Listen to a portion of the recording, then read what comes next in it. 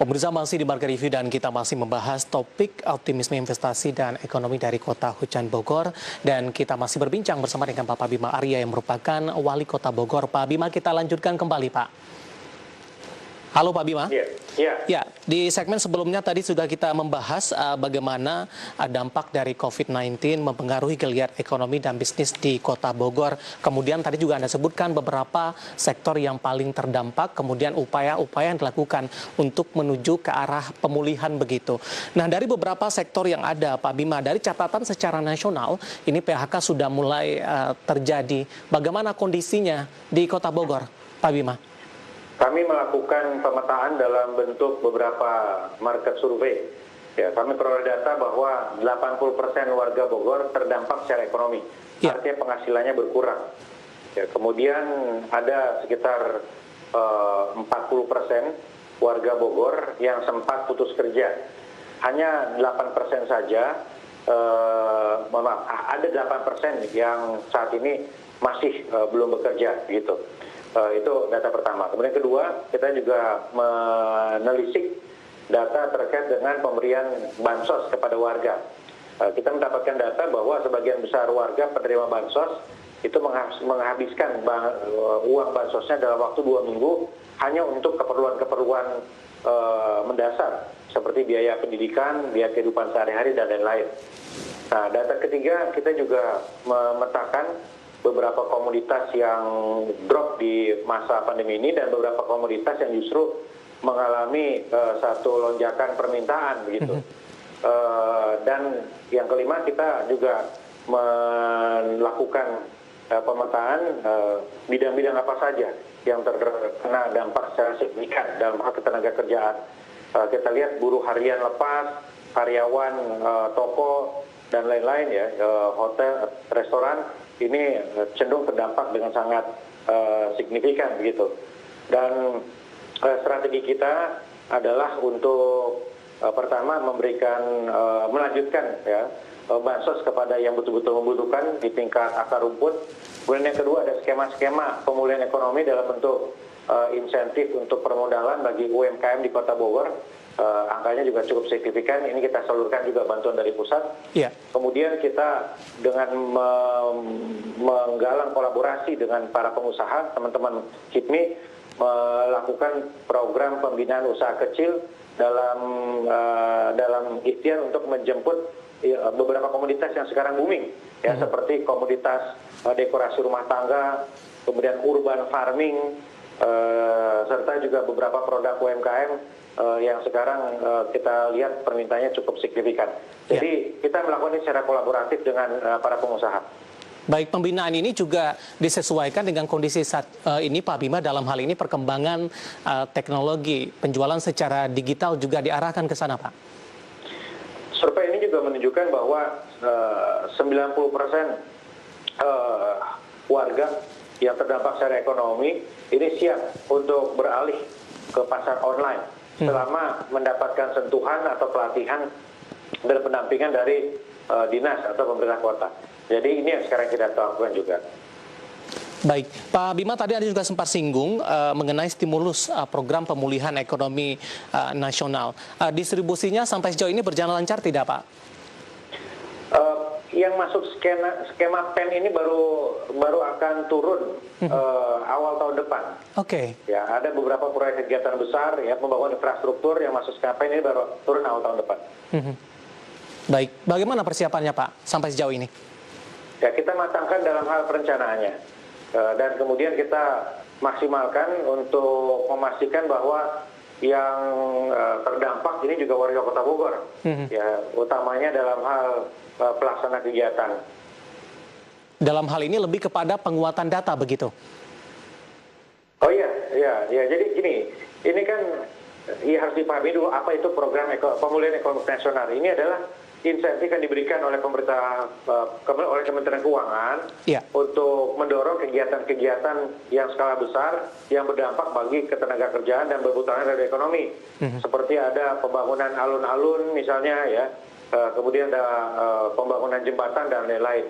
Yang kita lakukan adalah melengkapi dokumen perencanaan, kajian dan lain-lain ya, sekaligus juga untuk memastikan bahwa nanti yang akan melaksanakan kegiatannya ya sebagian besar semestinya adalah warga Kota Bogor. Baik, ini lebih ke arah infrastruktur begitu Pak Bima? Infrastruktur, ya infrastruktur. Ya kalau yang UMKM yang lain-lain ada lagi, beda lagi. Ya ada dari Kementerian UMKM itu insentif untuk koperasi itu ada. Ya. Dari dinas untuk UMKM juga ada. Kemudian dari Kementerian Pariwisata ada hibah untuk sektor wisata 77 miliar itu kita alokasikan juga. Ini insya Allah akan tuntas terserap akhir tahun ini. Baik, apakah ini juga termasuk kepada stimulus yang diberikan oleh para pekerja yang di bawah gaji 5 juta, Pak? Iya, itu secara keseluruhan ada di situ. Baik, sudah mencakup keseluruhan begitu Pak Bima? Iya, iya. Ya, dalam kolaborasi dengan para pelaku usaha Pak Bima dalam pemulihan ekonomi nasional, bagaimana input yang disampaikan oleh kalangan pengusaha kepada Pemkot Bogor mengenai keefektifan Pak untuk stimulus ekonomi saat pandemi? Ya, sedari awal kita mencari input dari teman-teman pengusaha, bukan saja dalam upaya untuk memetakan ya persoalan yang terjadi hari ini, tetapi juga memprediksi ke depan dan menerima saran-saran apa saja yang harus dilakukan. Ya, saya beberapa kali bertemu dengan teman-teman PHRI perhotelan, jasa pariwisata untuk sama-sama rancang fokusnya kemana. Nah, itu sudah kita lakukan ya. Makanya kemudian ada kegiatan-kegiatan pembukaan titik destinasi wisata baru, penguatan dan sosialisasi protokol kesehatan di sektor industri pariwisata ini. Baik, dalam upaya pemulihan ekonomi di Kota Bogor, Pak Bima, tadi juga sudah disebutkan kerjasama yang dilakukan, kemudian juga beberapa sektor yang menjadi fokus secara keseluruhan. Ini tentunya sangat berkaitan dengan bagaimana mengantisipasi penyebaran COVID-19 di Kota Bogor. Apakah ini akan tetap menjadi prioritas utama, Pak Bima? Nomor satu tetap. Faktor kesehatan akan menjadi fokus utama.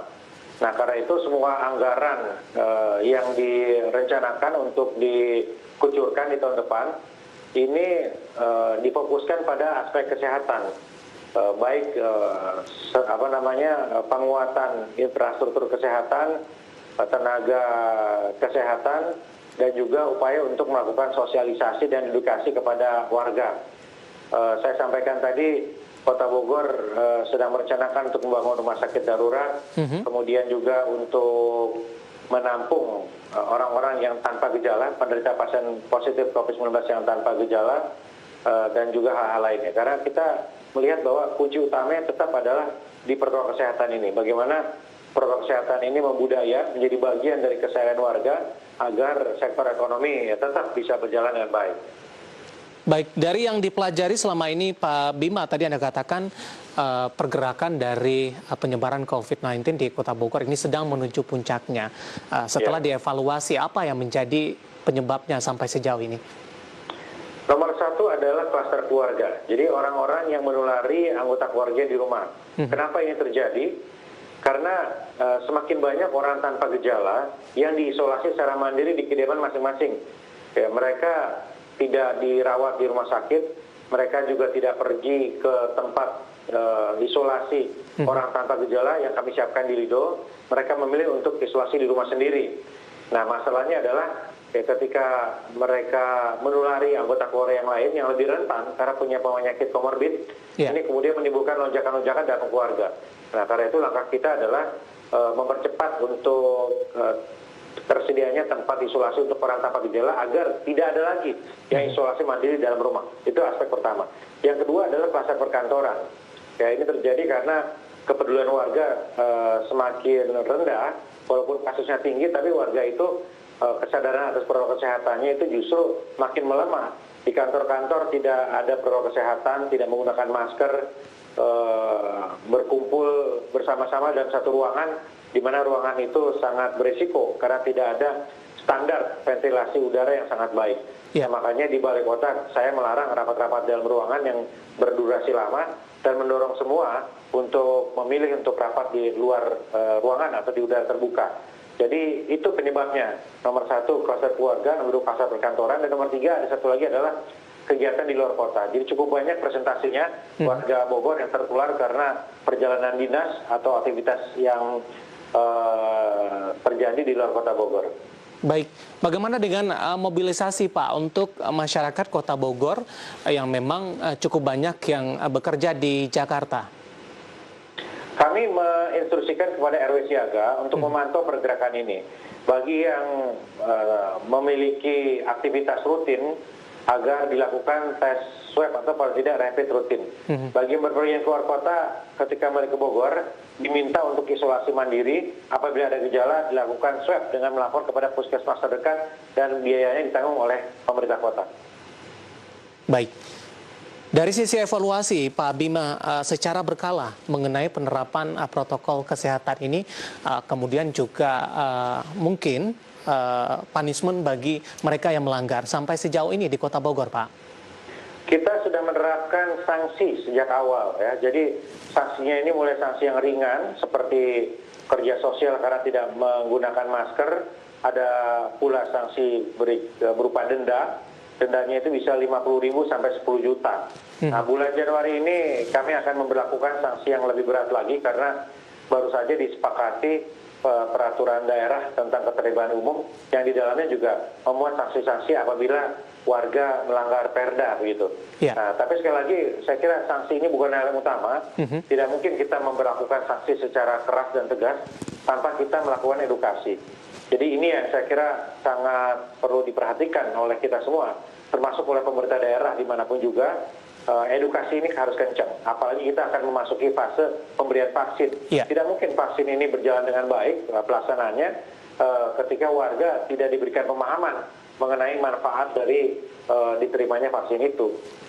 Baik, Pak Bima, kita akan jeda kembali. Kita masih punya satu segmen lagi. Di segmen selanjutnya nanti kita akan coba bahas bagaimana keoptimisan dari Kota Bogor untuk menghadapi dalam proses pemulihan ekonomi di 2021 mendatang. Nanti kita akan lanjutkan dan pemirsa bersama kami, Marka Divi akan segera kembali sesaat lagi.